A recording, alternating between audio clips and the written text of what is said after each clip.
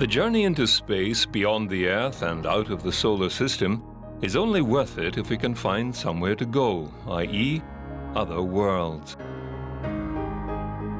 The search for planets outside our own solar system has until recently been a very difficult undertaking. Astronomers had long theorized the existence of planets around other stars, but it was not until the mid-19th century that they began any scientific investigation. Detecting a small dark body orbiting a distant star directly was in fact considered impossible. However, indirect observation is possible. The earliest method was through astrometry, the accurate measurement of a star's position. Over time, a star may wobble. This wobble could be caused by something unseen, large enough and orbiting close enough to affect the position of a star, possibly a planet. They soon worked out the size or mass and distance such an object would have to be to cause such an effect. There is also microlensing. When a star shines light into space, the light rays will generally travel in a perfectly straight line, but not always. If some of the rays pass close to a massive object like another star, they will be bent inward by the object's gravitational field. In effect, the field will concentrate the light like a cosmic magnifying glass. So astronomers call this phenomenon a gravitational lens. Astronomers call it a microlens when the effect is created by a very dim object that wanders in front of a distant star and focuses the light just enough to make the star seem a bit brighter. This makes microlensing a powerful tool for detecting objects that would otherwise be lost in the vastness of space. And the way planets are discovered in microlensing is that if a star has a planet, then and it's in a microlensing event, then the star is bending the light from a background star, from the so-called source. And if that light goes by the planet of the foreground star, the foreground planet can perturb the light curve, giving an extra little bump, or sometimes a big bump. And from those bumps, we infer the presence of planets. Sometimes astronomers can even tell by the changes in brightness that the small, dim object has a smaller, dimmer companion, a planet. To date, 347 planets have been discovered, 20 with multiple planetary systems. The first multiple to be detected was orbiting Upsilon Andromedae. Until recently, all known exoplanets have been discovered by ground-based observatories. However, better results could be obtained from instruments in orbit. The most obvious telescope to use is Hubble, and it has helped confirm several planetary discoveries. There is also MOST, a microsatellite telescope launched by the Canadians to study tiny variations in light from stars.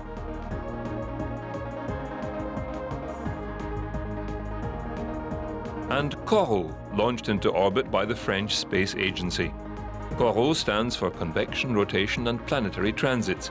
Its primary task to seek out extrasolar planets with short orbital periods, Earth-like terrestrial planets. To date, COROT has discovered planets in 7 star systems. Then there is the massive Kepler telescope, a purpose-built space-based telescope designed to find terrestrial or Earth-like planets.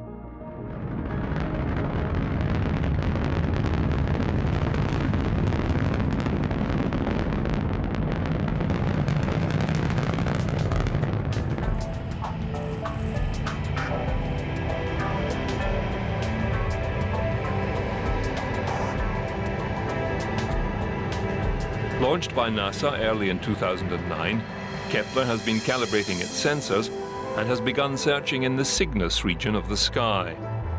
The 3.5-year mission is designed to study 100,000 stars that are suspected of being home to planetary systems.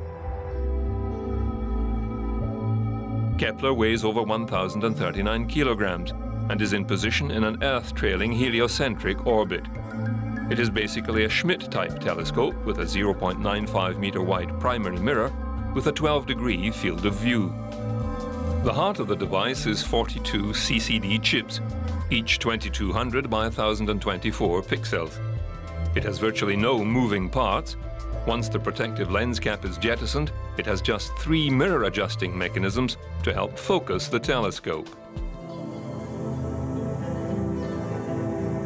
To search for terrestrial planets from half to twice the size of Earth in or near the habitable zone of stars, Kepler utilizes the transit method of detection. When a planet passes in front of a star as viewed from Earth, the event is called a transit. Kepler looks for the tiny drop in starlight as the planet transits the star.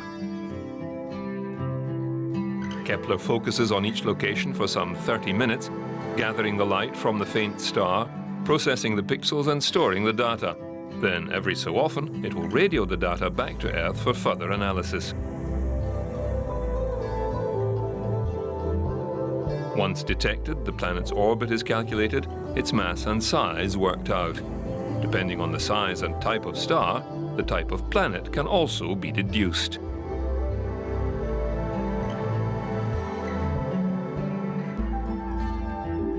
The current search area, Cygnus, is further in towards the center of the galactic spiral and contains numerous features, including the Northern Cross and the stars Deneb and Albireo.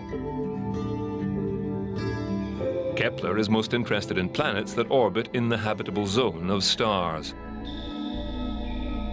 This zone is the region in space surrounding a particular type of star that would permit liquid water to exist on a planet's surface, one of the prerequisites for carbon-based life. Differing star types have differing habitable zones. If it's a terrestrial planet around a stable mid-sequence star and orbiting at a distance within the habitation zone, then it is a candidate for either having life or being able to sustain life. Perhaps, in the distant future, a colony? By all accounts, to date, it appears that Earth-like planets are quite common around main-sequence stars like our own. The elusive signs of life are still to be found, but we have several likely candidates. Mars may have microbial life living deep underground. The moon Titan may accommodate some form of floral life. The clouds of Jupiter and Saturn may hold exotic floating life forms, and the water beneath the ice of Ganymede may be home to an entire planetary ecosystem.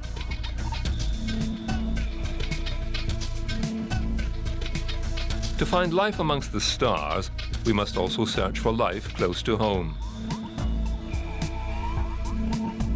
The question, is there life out there, has been asked for millennia. The answer will be a resounding yes. It's just a matter of time. Yet there is still a bigger question to be answered in the depths of outer space.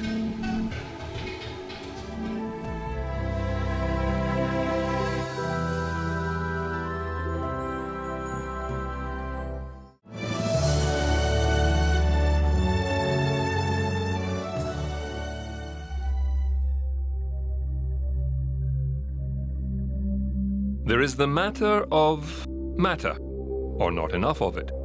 From the observable universe, our mathematics and theories do not line up. There is not enough known matter in the universe to make it the way it is. There seems to be dark matter and dark energy that we know very little about. This is the matter that we cannot see.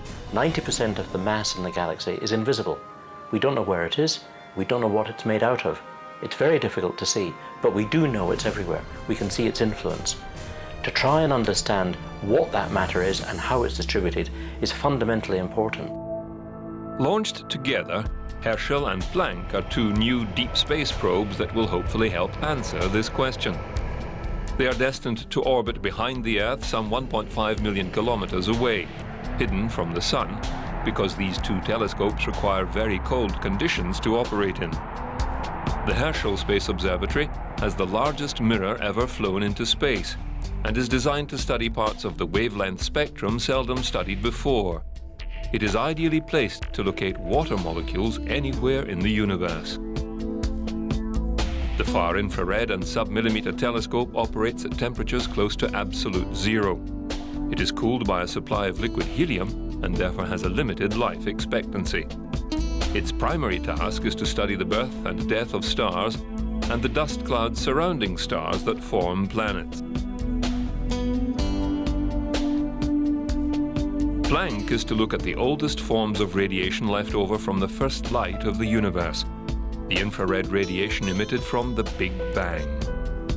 It will scan for the cosmic microwave background radiation over the entire sky, and with greater instrument sensitivity than previously launched, give us a highly detailed picture of the structure of the universe. Planck will, in theory, be sensitive enough to look back to the earliest possible observable time at the beginning of the universe. There, it is hoped it can shed light on the mysterious dark matter and energy that so puzzle the world's scientists and astronomers. Now, if you look out into space today, you have stars and galaxies and clusters of galaxies. It's not uniform at all. How could the universe go from being so uniform to so not uniform as what we observe the universe to be today? And how did the universe come to be what it is today? This is really the basis of many astronomical observatories. But here, Herschel has a very good contribution to give in the question on the history of galaxy evolution. When did which type of galaxies form, and how did these big structures in the universe evolve? Because galaxies do not live alone, they live in clusters. And clusters of galaxies live in big clusters of galaxies. And today, we know that this whole fabric of where galaxies are and where they not are is like a sponge. And astronomers talk about structure formation in the universe. How did the universe get its large-scale structure that we can see today?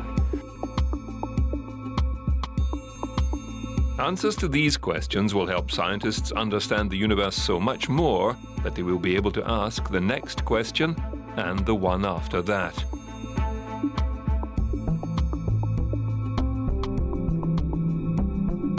In the meantime, scientists and research organizations continue their work closer to home.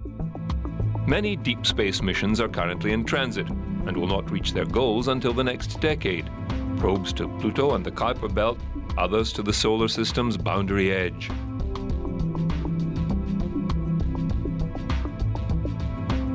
Some probes are hunting down comets and asteroids, others peering into the sun. More space probes are being readied for launch to Mercury and Mars. A return to the Jovian giants and Titan is well underway.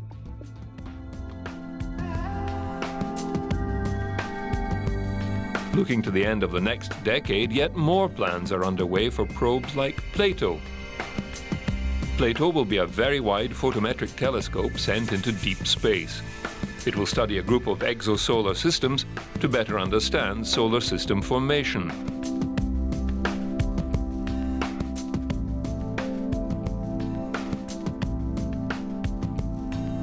SeaCoast, a chronographic telescope, will try to directly observe the reflected light from the larger exoplanets.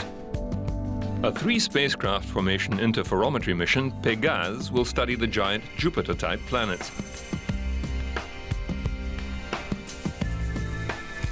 This will be a lead-up to the major Darwin Deep Space Interferometer mission.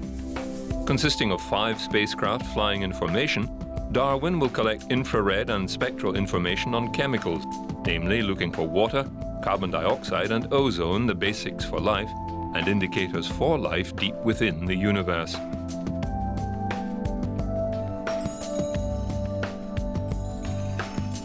The Earth will not be neglected either. A series of new orbiting satellites are to be launched soon to study the climatic changes in the oceans and on land. Several satellites are being prepared to monitor very closely the carbon dioxide and other greenhouse gases in the atmosphere and chart our progress in reducing these gases. Recently launched is the Themis group of satellites orbiting in the trailing edge of the Earth-Sun magnetic interaction. These probes have confirmed theories about a magnetic link between the Sun and the Earth's upper atmosphere. Magnetic ropes, as they are called, are field-aligned currents of electricity. Similar to a 30 kilovolt battery in space, the flux rope pumps a 650,000 ampere current into the Arctic.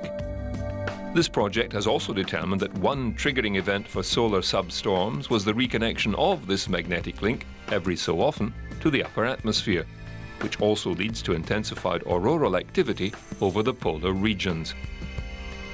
We are perhaps more closely linked to the Sun than we first thought.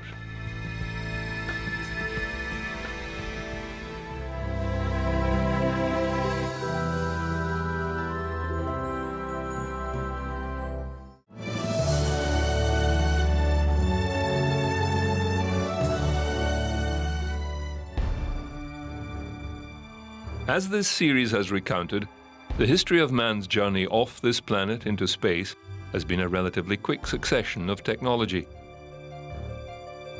Born out of war, the ballistic missile became the tool to reach the Earth's orbit and see beyond the horizon. From there, the threat of superior military technology forced the hands of some nations into a space race, putting man into orbit.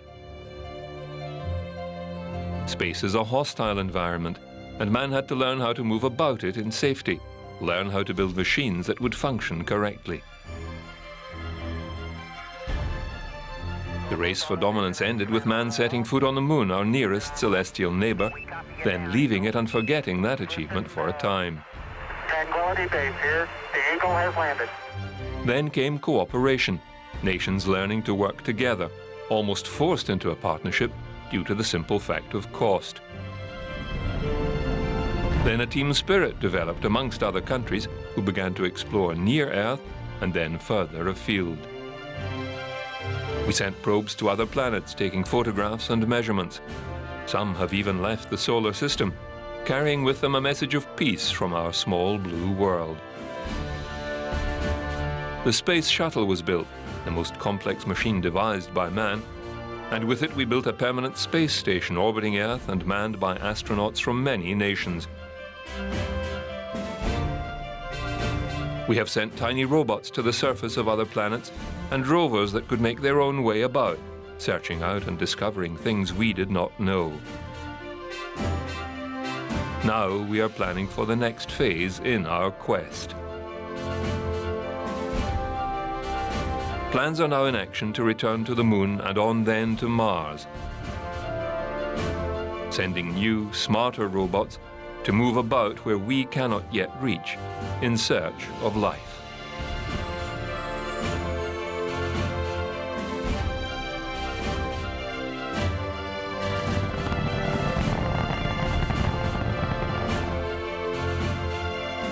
Our critical next step in all our space endeavors, and next for the new century, back to the moon, back to the future, and this time back to stay. And then a journey into tomorrow, a journey to another planet, a manned mission to Mars.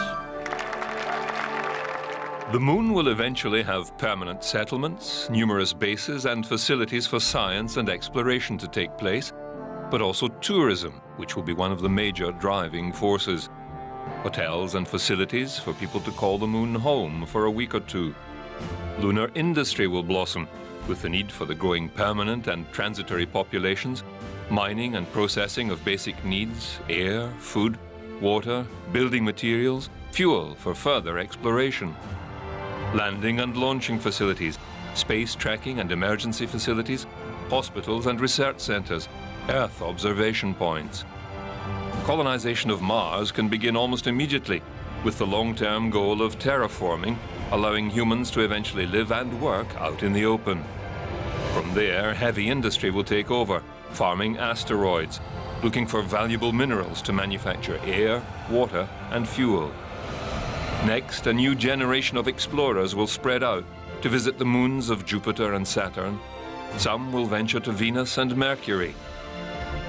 Perhaps permanent bases will be constructed on Titan, giant orbiting stations built from asteroid ores.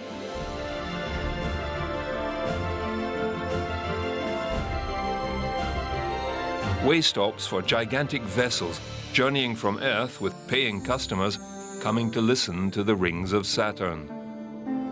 Here, scientists will find pockets of life under ice crusts or hidden in dark places. Faster spacecraft will take people out further, to Uranus and Neptune. Others will land and travel on orbiting comets and fleeting asteroids.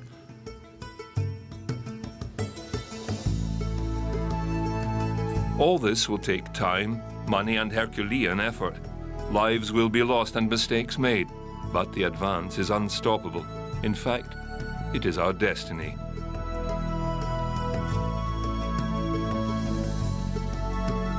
There will come a time in the distant future when man must leave the planet Earth and even this solar system for good. As our sun grows old, its supply of hydrogen will dwindle, choking with helium and other heavier substances. At first it will fade. The sun will then change color and expand as its fusion fire finds other materials to burn, creating even heavier atoms, slowly eating itself away. Long before this eventuates, the Earth will be vaporized by the cool, expanding sun's surface. It will grow to the size of the orbit of Mars, then contract, darken, and cool. We humans, stewards of this planet, must collect all the life and biodiversity we can and move out to other stars and planets.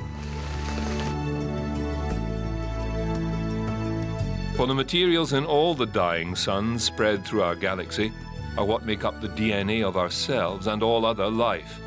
We are made of star stuff and must one day return home. In the millennia of times to come, we may look out and see we have spread out through the entire Milky Way and live among the millions of stars and planets we find habitable in the swirling galactic arms. Then we can look out, as Hubble has, and spy the billions of other galaxies that beckon to us from afar.